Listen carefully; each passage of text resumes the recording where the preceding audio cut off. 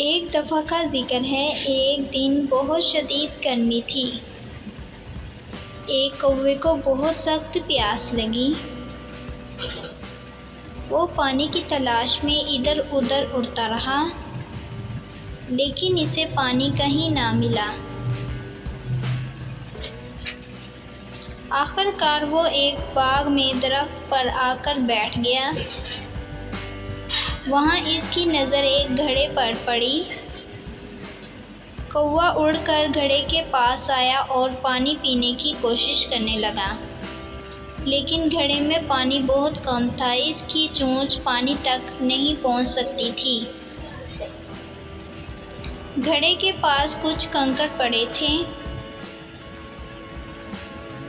کوے نے کنکر اٹھا کر گھڑے میں ڈالنا شروع کر دیے۔ پانی اوپر آ گیا۔ کوے نے پانی پیا، خدا کا شکر ادا کیا اور اڑ گیا۔